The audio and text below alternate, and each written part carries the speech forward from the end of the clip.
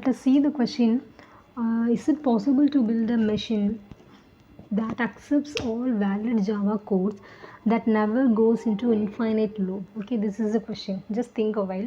So you have to build a machine that should accept only valid Java codes, that the Java code that does not go to infinite loop. Okay, so whichever we have given, that should not go to infinite loop. Okay, so is it possible to build a machine, such kind of machine? Just think for a while. Okay, no, it is not possible, because we are able to build a machine which accepts all valid Java codes. That is possible. But when you're thinking, when you're adding one more statement, it never goes into infinite loop. So we cannot give the assurance that the given code is will never go to the infinite loop. So okay, it may go to the infinite loop. So that is not assurance, that is not given as an assurance. So we cannot able to give a machine for such kind of problem. So there is not possible to give a such kind of design. Okay, so this is, we can say, so we were discussing about computability, right? So with the previous two problems we were able to come up with a solution, but for this kind of problem we cannot give the design the machine. So now just think about the problems which are all not able to come up with the solution. Okay, we are not able to give the machine for that particular problem. So just think of that particular problems. Okay, now in TOC we are going to, what is in theory of computation, what is our job? So we are going to build a machine. That machine will think based on some rules or formulas. Okay, so we are going to come up with a machine. That machine will read some input. So we are giving the input to that machine. That machine will think based on some rules written or formulas given to that particular scenario. Based on that, it accepts the input string whichever given, or it rejects the input string. Okay, when I say accept, it gives the answer as yes. When I say reject, which means it says no, which means the input is not accepted by the machine which we have built. Okay, so this is what we are going to do. So we are just making a machine for solving some problems, right? So this was the basic steps in the theory of computation.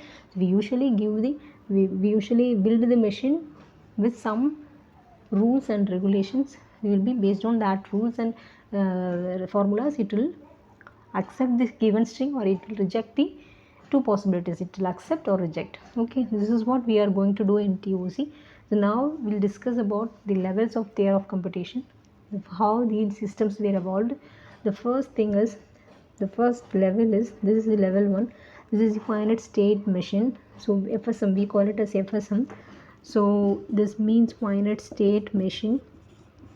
This machine have finite set of states, and it will move from one state to another state. When you are giving the input, it will move from one state to another state, and then it will reject the string or it will accept the string. So it will only have finite number of states, which means it has limited memory. So we cannot solve more problem on this FSM. So the FSM will accept only the regular languages. Okay, these things will be discussed in the later. So this is the first level of the invention. This was the first machine invented. So that is first finite state machines with the limited amount of memory. The next state is push down automata. This is the comparatively finite state. Compared with finite state machines, push down automata has some more memory. So this is push down automata, which will accept only the context free grammars. So we call it a CFL. So this accept only regular languages. We'll see what is regular language, what is context free language. Okay, so and third level is the Turing machine. This machine was built by the person Alan Turing.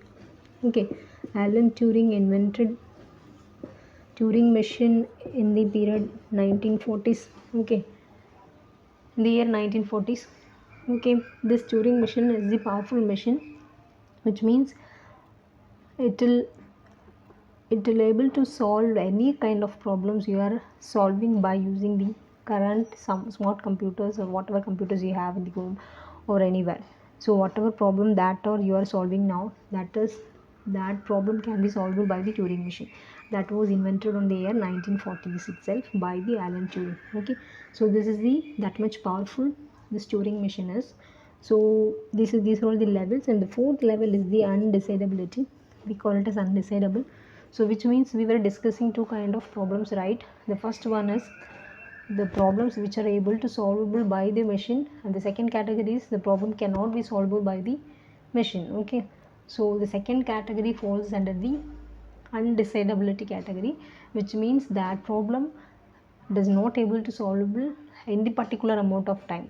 So here we call it as it is a polynomial time. So in the polynomial time you cannot able to come up with a solution for the particular problem. That problems are categorized into undecidable. So this is like a research area still now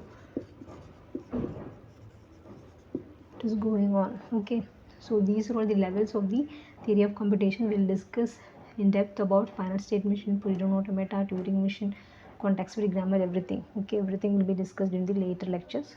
Okay, thank you.